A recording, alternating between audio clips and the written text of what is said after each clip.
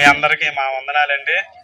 ఎందుకు మీ మధ్యకి ఇలాగా ఇలా ఆట కట్టుకొని ఇలా పాటలు పాడుకుంటూ ఇలా పత్రికలు పంచుకుంటూ వచ్చామంటే ఒక సువార్త చెప్తానండి. గొప్ప సువార్త. ఉదయం లేచిన కాడి నుంచి మనం న్యూస్ చూస్తాం. ఏంటి పేపర్ వార్తలను, టీవీ వార్తలను, రేడియో వార్తలను వింటూ ఉంటాం. అది ఎంతసేపు అంటే ఈ లోకంలో జరిగే వార్తలు. ఇప్పుడు నేను చెప్పిపోయే వార్త అంటే పరలోకపు వార్త. దేవుడు లోకాన్ని ఎంతగానో ప్రేమిస్తున్నాడు. అవును, దేవుడు మనుషుల్ని ఎంతగానో ప్రేమిస్తున్నాడు. కాగా ఆయన అద్వితీయ కుమారుడుగా పుట్టిన వాని యందు విశ్వాసం ఉంచి ప్రతి వాడు నిత్యజీవం పొందినట్లు ఆయన అనుగ్రహించును. ఏ భేదము లేదు, అందరిలో కూడా పాపం ఉంది. నాలో ఏ పాపం లేదని ఎవరైనా చెప్పగలరమ్మా? పెంట తొక్కి ఎవరైనా ఇంటికి వెళ్ళగలరా? వెళ్ళలేరు. పాపంతో మనిషి చనిపోతే ఆయన ఎక్కడికి అయిపోతాడు? నరకానికి పోతాడు. ఆ నరకానికి పోకూడదు. ఆ వ్యక్తికి నిత్య జీవం ఇవ్వాలని, మోక్షం ఇవ్వాలని, పరలోకం ఇవ్వాలని ప్రభువుని యేసుక్రీస్తు వారు 2026 సంవత్సరాల క్రితం ఈ భూమి మీదకి మనిషి కుమారుడిగా వచ్చాడు. ఎందుకంటే దేవుడు లాగా వస్తే కనుక మనిషి చూడలేడు. సూర్యుని చూడగలమంటే చూడలేం. సూర్యుని కంటే కోతి కాంటి గలవాడు యేసుప్రభు. ఆయన మనిషి కుమారుడిగా వచ్చి నీ కోసం, నా కోసం మన పాపాలన్నీ కూడా తన మీద వేసుకున్నాడు.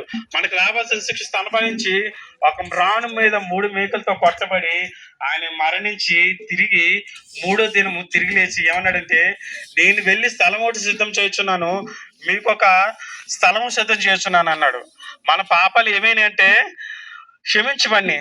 నాలో ఏ పాపము లేదని ఎవరైనా చెప్పగలరా?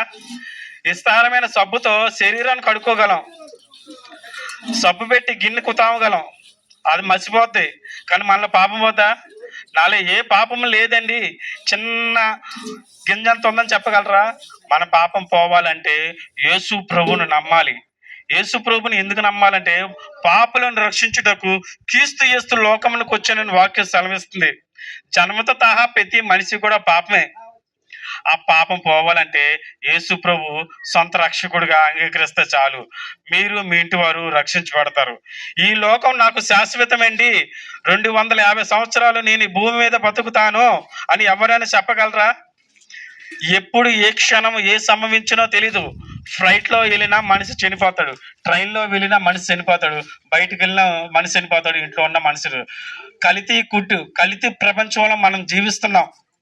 మా ఏలూరులో చూస్తే ఎంతమంది చనిపోతున్నారు, గుండెపోట్లు, అనేక చోట్ల గుండెపోట్లు. ఏంటంటే కరోనా యాక్సిడెంట్ వల్ల చనిపోతున్నారు, గాలి వల్ల చనిపోతున్నారు. ఎక్కడ ఏ మనిషి అయినా సరే చనిపోవాల్సిందే. ఈ లోకం ఎప్పుడు కూడా నీకు నాకు ఎవ్వరికి కూడా శాశ్వతం కాదు. మరణించడే పుట్టిన వాడి గిట్టక తప్పదు ఎప్పుడైనా మనసు. కానీ దీపం ఉండగానే ఇల్లు చక్క పెట్టుకోవాలి. ఈ దేహం అనే దీపం ఉండగానే నిజ దేవుడు సత్యదేవుని తెలుసుకోవాలి. ఆ దేవుడు ఎవరంటే ప్రభువుని యేసుక్రీస్తు వారు. ప్రభువుని యేసుక్రీస్తు వారి పట్ల విశ్వాసం ఉంచుతా చాలు, మీరు మీ ఇంటి వారు రక్షించబడతారు. నాది ఏలూరు అండి, నాది ఈ ఊరు కాదు. ఈ ఊరు ప్రజలను తీసుకుని ఇక్కడికి వచ్చాను.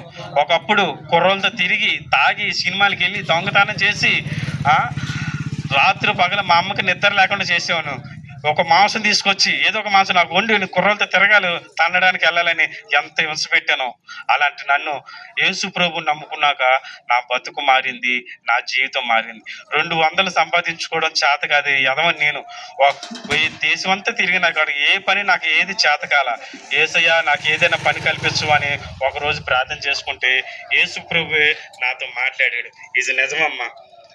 ఆయన నమ్మి నష్టపోయారు, చెడిపోయారు, నాశనం అయిపోయారని చరిత్రలో ఎక్కడ లేరు. 200 కోసం తిరిగి నేను ఈ రోజుకు 1000 రూపాయలు సంపాదించుకుంటాను. ఒకరోజు 2000 వస్తుంది, 3000 ఎంతనే ఇస్తున్నాడు దేవుడు. ఎందుకని నేను ఆయన నమ్మాను. ప్రతి ఒక్కరే నమ్మాలి. నాకు తెలిసిన డాక్టర్ గారు ఉన్నారు. డాక్టర్ గారు నా రోగం తగ్గిపోద్దా? రక్కదు కదా. ఆయన దగ్గరికి వెళ్ళాలి, నేను ఫీజు పెట్టాలి, మన రోగం చెప్పాలి. కానీ నా యేసు దగ్గరికి వస్తే ఫీజులు ఏమి అడగడండి. నా యేసు గొప్ప దేవుడు.